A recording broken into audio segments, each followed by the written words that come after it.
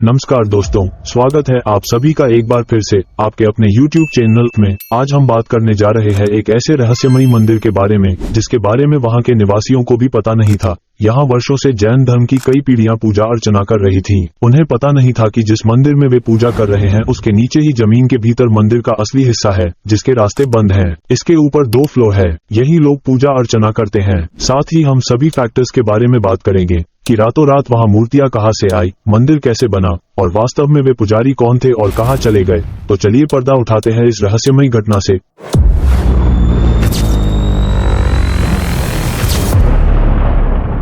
तो चलिए मैं आपको लेकर चलता हूं झालावाड़ से 35 किलोमीटर दूर चांदखेड़ी के एक प्राचीन जैन मंदिर में, जिसमें अंडरग्राउंड से भी अंडरग्राउंड एक मंदिर बना मिला, जिसमें रत्न जड़ित भगवान जैन की अनेक स्वर्ण मूर्तियां देखने को मिली है। इसमें एक हिस्सा जमीन के ऊपर और दूसरा अंडरग्राउंड है, लेकिन अंडरग्राउंड से भी नीचे इस मंदिर का एक असली हिस्सा है जहां रत्नों की प्राण प्रतिष्ठित मूर्तियां हैं। न ही इस हिस्से में जाने का कोई रास्ता है और न ही उसमें जाने की कोई हिम्मत जुटा पाता है। कहते हैं उन रत्नों की मूर्तियों की रक्षा भगवान करते हैं। इस मंदिर की एक खास बात यह भी है कि इसमें ध्यान लगाने पर आपको आध्यात्मिक शांति का अनुभव होगा। ऐसी मान्यता है कि जो एक बार इसके गर्भगृह में ध्यान मग्न होकर आध्यात्मिक चिंतन करता हो वो बार बार यहाँ आने की चेष्टा रखता है। मंदिर के भक्तों का कहना है कि जैन मुनि सुधा सागर जी को एक दिन स्वप्न दिखा। स्वप्न में उन्होंने देखा कि जैन मंदिर के नीचे जमीन के भीतर एक मंदिर है जिसमें रत्नों की मूर्तियां हैं। उन्होंने मंदिर में जाकर प्रबंधक और जैन धर्म के लोगों को ये बात बताई। फिर नीचे से रास्ता तलाशा गया।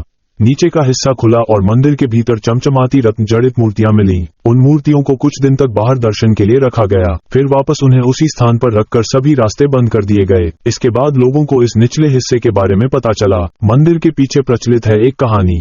मंदिर के प्रबंधक अविनेश जैन ने दैनिक भास्कर पत्रिका को बताया कि इस मंदिर के बनने के पीछे एक कहानी प्रचलित है। कहते हैं कोटा दरबार के दीवान किशन दास मनिया को एक दिन रात में स्वप्न दिखा। सपने में उन्हें प्रभु ने बताया कि सामोद से 55 किलोमीटर दूर शेरगढ़ की पहाड़ी पर भगवान आदिनाथ की मूर्ति है, उसे ले आओ और मंदिर बनवाओ। वे अगले दिन शेरगढ़ की पहाड़ी पर गए। वहां उन्हें वही मूर्ति मिली जो स्वप्न में देखी थी, लेकिन वो 6.5 फीट लंबी और 2 टन भारी वजनी थी। वे उस मूर्ति को बैलगाड़ी पर लेकर नहीं जा सकते थे। तभी आकाशवाणी हुई कि आप बैलगाड़ी पर बैठो, मूर्ति अपने आप लद जाएगी, पीछे मुड़कर मत देखना नहीं तो ये मूर्ति वहीं अचल हो जाएगी। किशन दास बैलगाड़ी लेकर चले। चांदखेड़ी के पास वे बैलों को पानी पिलाने के लिए उतरे। उनका मन नहीं माना और वे पीछे मुड़कर देखने लगे, और जैसे ही उन्होंने पीछे मुड़कर देखा तो उन्हें वो मूर्ति जमीन पर दिखी और वहीं पर वो मूर्ति हमेशा हमेशा के लिए अचल हो गई। जब काफी कोशिश करने के बाद भी मूर्ति हिली तक नहीं, तब दीवान किशन दास मनिया को वही मंदिर बनवाना पड़ा। इसमें यह मूर्ति ग्राउंड फ्लोर के नीचे अंडरग्राउंड वाले हिस्से में है। इसके ऊपर वाले फ्लोर पर कई वेदियां और मूर्तियां हैं। ये मूर्तियां कहां से आई हैं किसी को पता नहीं है।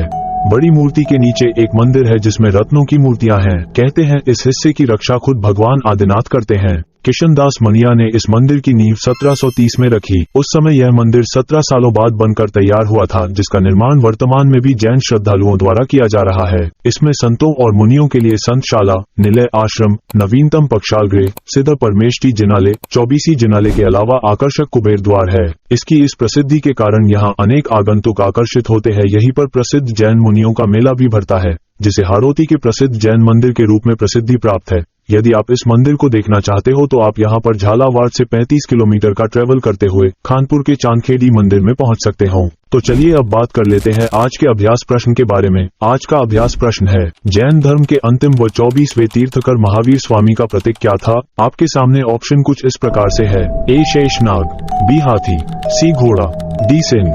तो सवाल का जवाब कमेंट में देना मत भूलिए। मुलाकात होगी अगले एपिसोड में किसी और खास विषय के साथ। तब तक के लिए जय हिंद, जय भारत।